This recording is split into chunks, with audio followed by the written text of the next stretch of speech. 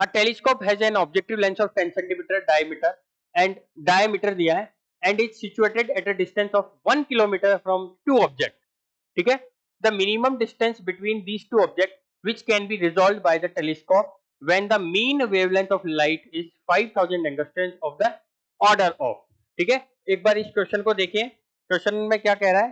Question में हमें दिया गया है कि हमने यहाँ पे देखा था, अभी इसी तरह का क्वेश्चन किया था. क्वेश्चन में हमें वेवलेंथ दिया हुआ है, तो हमें दिया हुआ है लैम्डा जो कि होता है 5000 एंगस्ट्रॉन. ठीक है, आंसर एमएम में है, एमएम में, सेंटीमीटर में, सब में. ठीक है, तो मैं एक काम करता हूँ, अगर अपन इसको एमएम में देखें तो ये हो जाएगा 5 इंटू 10⁻3, फिर ये बन गया मीटर में, और फिर ये बन गया एमएम में. ठीक है, तो यहाँ पे 5 इंटू 10⁻⁻⁴ ये आपका आंसर है. मतलब ये एमएम में मैंने इसे कन्वर्ट कर दिया, किसे, लैम्डा को. और क्या दिया है क्वेश्चन में? दिया है अ telescope has an objective lens of 10 centimetre. तो टेलीस्कोप हैज ए लेंथ. अब देखिए यहाँ पे दो फॉर्मूला हमने पढ़े हुए. थीटा इक्वल टू क्या होता है? Lambda upon capital D. हमने ये फॉर्मूला पढ़ा था, लैम्डा अपॉन 2a. एक तो ये फॉर्मूला, ठीक है, लैम्डा अपॉन 2a.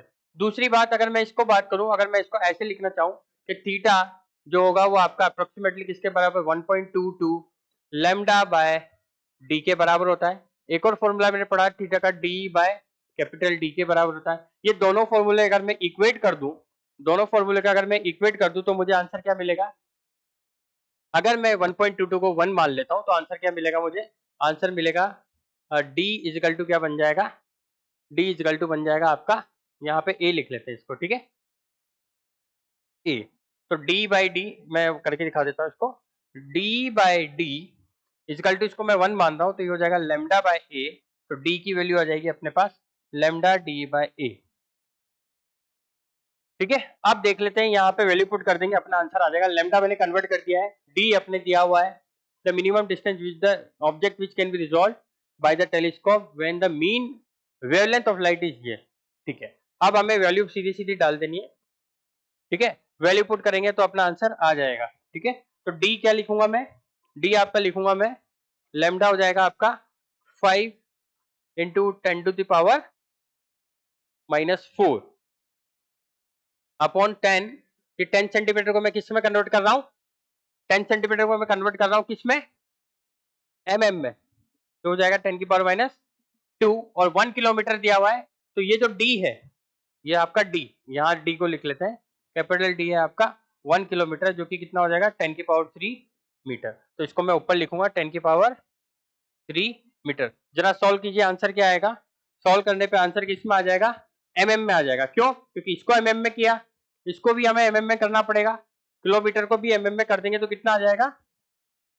कितना आ जाएगा? 2 और जोड़ लेंगे. ठीक है, तो यहाँ पे इसको मैंने मीटर में कन्वर्ट किया. मीटर के बाद कन्वर्ट करेंगे तो 10 की पावर, सेंटीमीटर में कन्वर्ट करेंगे तो 2, 3 2 6, एक और जोड़ देंगे तो 10⁻6 mm. तो यहाँ लिख दूंगा 10⁻6 mm. ठीक है, तो 4 ऊपर जाएगा तो क्या हो जाएगा? ये यहाँ बचेगा -2. ठीक है, तो यहाँ कितना बचेगा? -2. यहाँ बचेगा प्लस का 4 और एक 10, ऊपर जाएगा तो माइनस का 3, तो बचेगा 3. तो आंसर का आएगा करीबन 5 mm के पास. कितना आएगा? 5 mm के आसपास. ठीक है, option number C will be the correct answer. ठीक है.